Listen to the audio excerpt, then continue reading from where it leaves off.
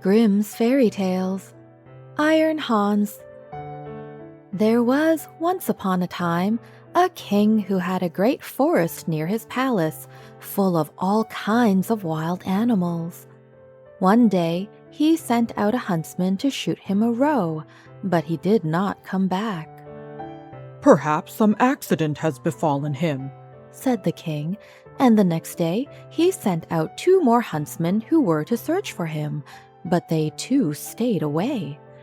Then, on the 3rd day, he sent for all his huntsmen and said, "Scour the whole forest through, and do not give up until you have found all 3. But of these also, none came home again, none were seen again. From that time forth, no one would any longer venture into the forest, and it lay there in deep stillness and solitude, and nothing was seen of it but sometimes an eagle or a hawk flying over it. This lasted for many years, when an unknown huntsman announced himself to the king as seeking a situation and offered to go into the dangerous forest. The king, however, would not give his consent and said, "It is not safe in there. I fear it would fare with you no better than with the others, and you would never come out again." The huntsman replied, "Lord, I will venture it at my own risk. Of fear I know nothing." The huntsman therefore betook himself with his dog to the forest.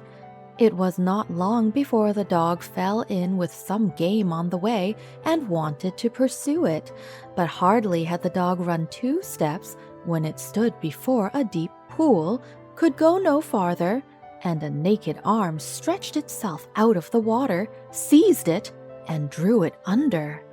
When the huntsman saw that, he went back and fetched 3 men to come with buckets and bail out the water. When they could see to the bottom, there lay a wild man whose body was brown like rusty iron, and whose hair hung over his face down to his knees. They bound him with cords and led him away to the castle. There was great astonishment over the wild man. The king, however, had him put in an iron cage in his courtyard, and forbade the door to be opened on pain of death, and the queen herself was to take the key into her keeping. And from this time forth, everyone could again go into the forest with safety. The king had a son of 8 years, who was once playing in the courtyard, and while he was playing, his golden ball fell into the cage. The boy ran thither and said, "Give me my ball out." "Not till you have opened the door for me," answered the man. "No," said the boy, "I will not do that.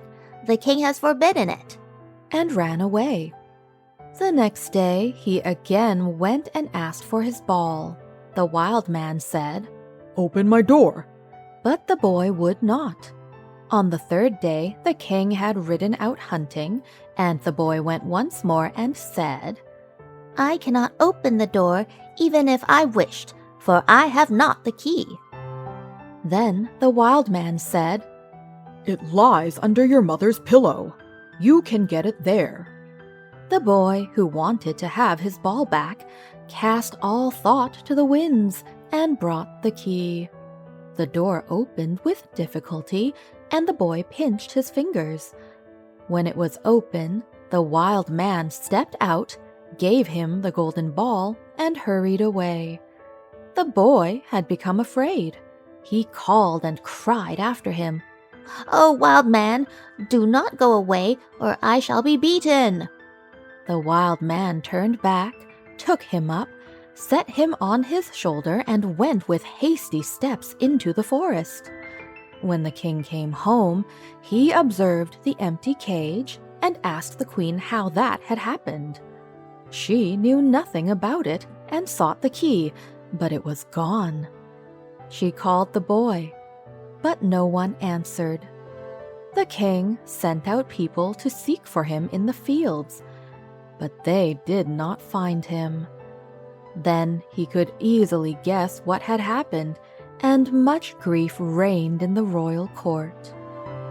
When the wild man had once more reached the dark forest, he took the boy down from his shoulder and said to him, "You will never see your father and mother again, but I will keep you with me, for you have set me free, and I have compassion on you. If you do all I bid you, you shall fare well. Of treasure and gold I have enough, and more than anyone in the world." He made a bed of moss for the boy on which he slept, and the next morning the man took him to a well and said, "Behold, the gold well is as bright and clear as crystal. You shall sit beside it, and take care that nothing falls into it, or it will be polluted. I will come every evening to see if you have obeyed my order." The boy placed himself by the brink of the well and often saw a golden fish or a golden snake show itself therein, and took care that nothing fell in. As he was thus sitting, his fingers hurt him so violently that he involuntarily put it in the water.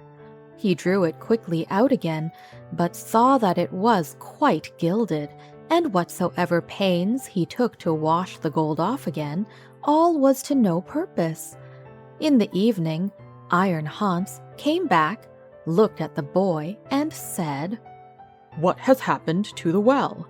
Nothing, nothing, he answered, and held his finger behind his back that the man might not see it. But he said, "You have dipped your finger into the water. This time it may pass, but take care you do not again let anything go in." By daybreak, the boy was already sitting by the well and watching it. His finger hurt him again, and he passed it over his head, and then unhappily, a hair fell down into the well. He took it quickly out, but it was already quite gilded. Iron Hans came, and already knew what had happened. "You have let a hair fall into the well," said he. "I will allow you to watch by it once more, but if this happens for the third time, then the well is polluted and you can no longer remain with me." On the third day, the boy sat by the well and did not stir his finger, however much it hurt him. But the time was long to him, and he looked at the reflection of his face on the surface of the water. And as he still bent down more and more while he was doing so, and trying to look straight into the eyes, his long hair fell down from his shoulders into the water. He raised himself up quickly, but the whole of the hair of his head was already golden and shone like the sun. You can imagine how terrified the poor boy was. He took his pocket handkerchief and tied it round his head in order that the man might not see it. When he came, he already knew everything and said, "Take the handkerchief off." Then the golden hair streamed forth, and let the boy excuse himself as he might, it was of no use. "You have not stood the trial and can stay here no longer. Go forth into the world, there you will learn what poverty is. But as you have not a bad heart, and as I mean well by you, there is one thing I will grant you. If you fall into any difficulty, come to the forest and cry, 'Iron Hans,' and then I will come and help you. My power is great, greater than you think, and I have gold and silver in abundance." Then the king's son left the forest and walked by beaten and unbeaten paths ever onwards until at length he reached a great city. There he looked for work, but could find none, and he learned nothing by which he could keep himself. At length he went to the palace and asked if they would take him in. The people about court did not at all know what use they could make of him, but they liked him and told him to stay. At length, the cook took him into his service and said he might carry wood and water and rake the cinders together. Once, when it so happened that no one else was at hand, The cook ordered him to carry the food to the royal table, but as he did not like to let his golden hair be seen, he kept his little cap on. Such a thing as that had never yet come under the king's notice, and he said, "When you come to the royal table, you must take your hat off." He answered, "Ah, Lord, I cannot. I have a bad sore place on my head."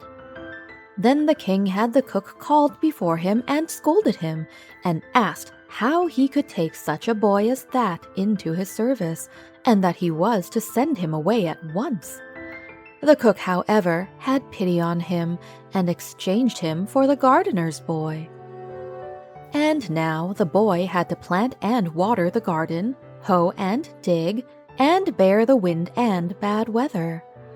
Once in summer, when he was working alone in the garden, the day was so warm he took his little cap off that the air might cool him.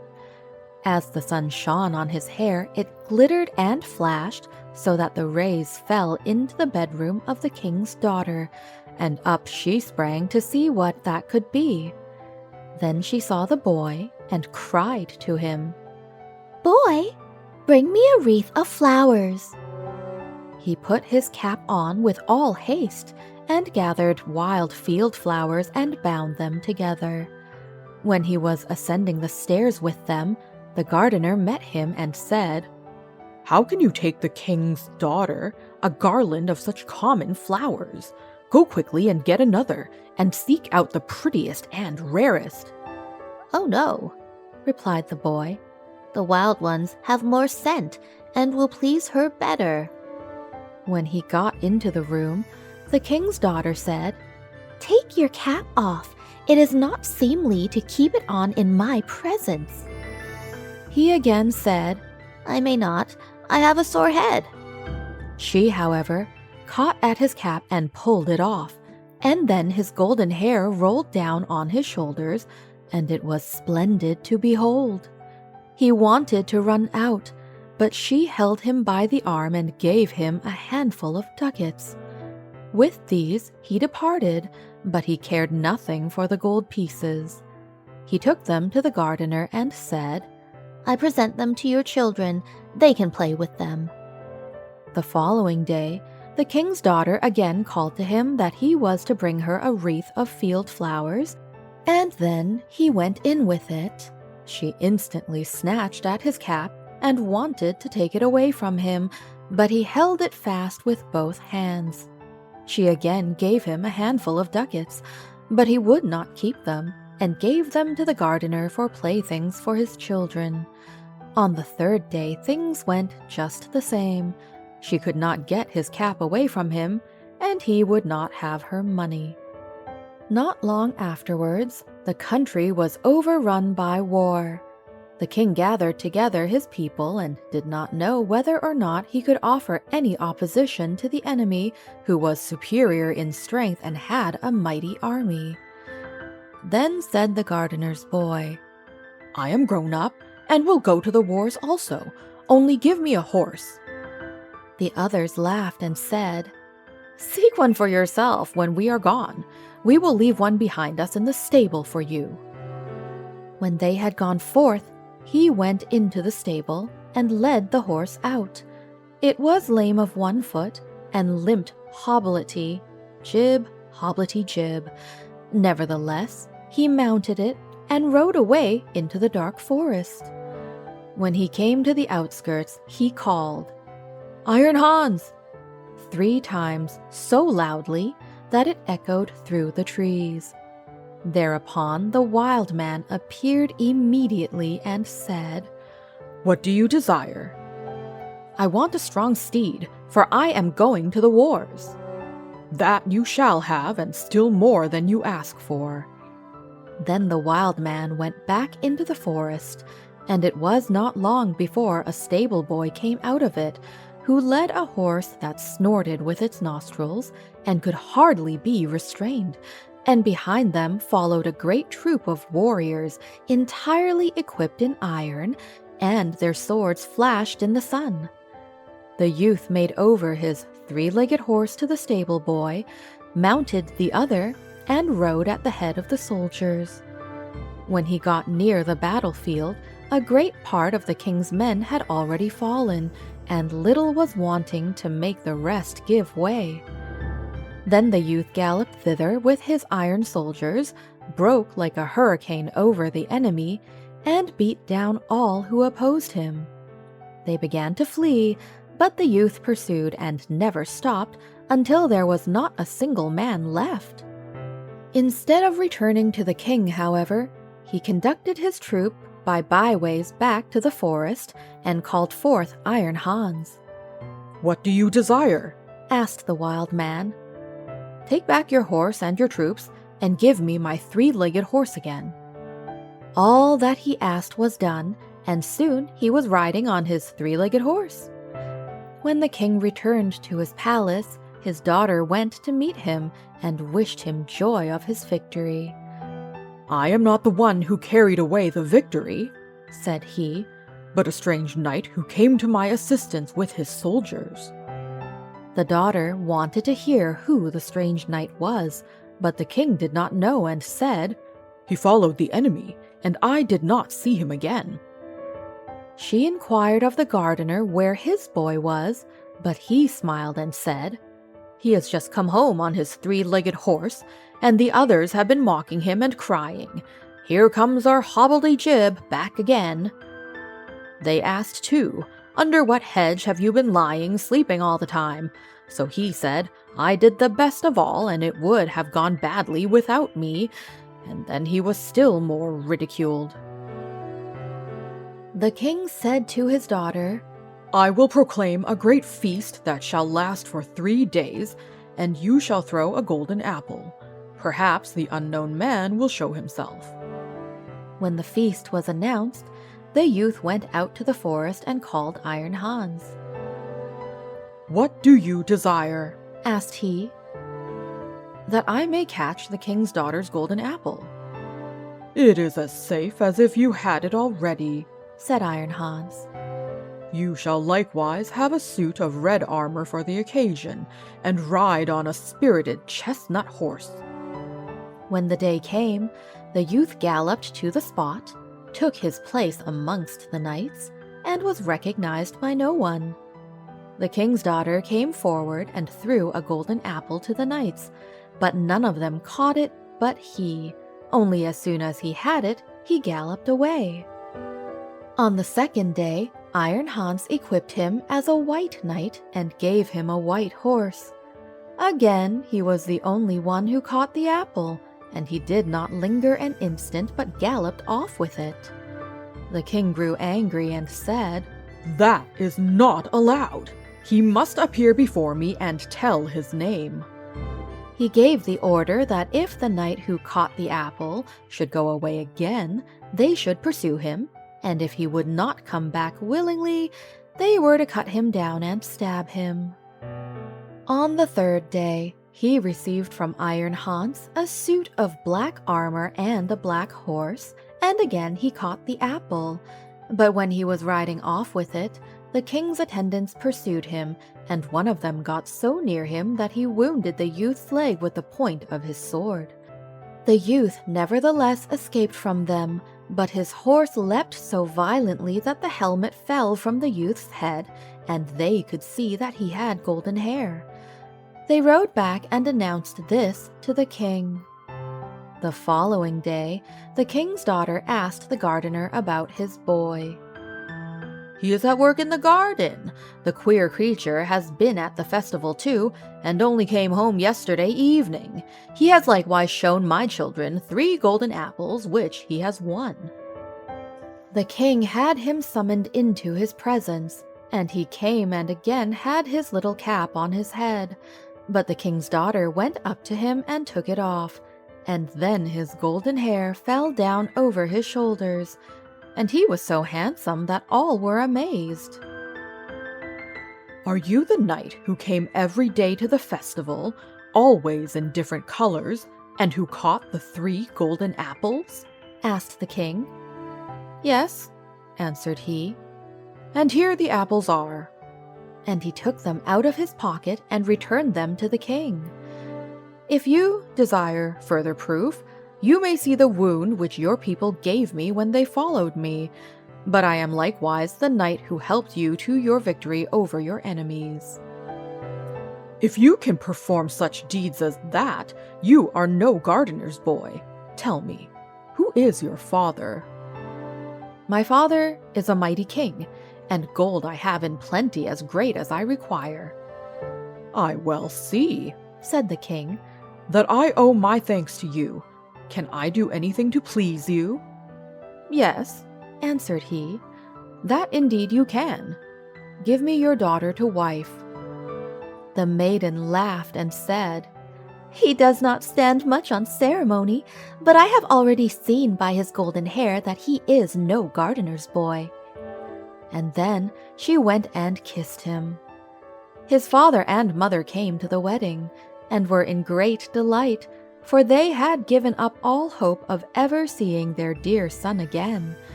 And, as they were sitting at the marriage feast, the music suddenly stopped, the doors opened, and a stately king came in with a great retinue. He went up to the youth, embraced him, and said, "I am Iron Hans, and was by enchantment a wild man, but you have set me free. All the treasures which I possess shall be your property."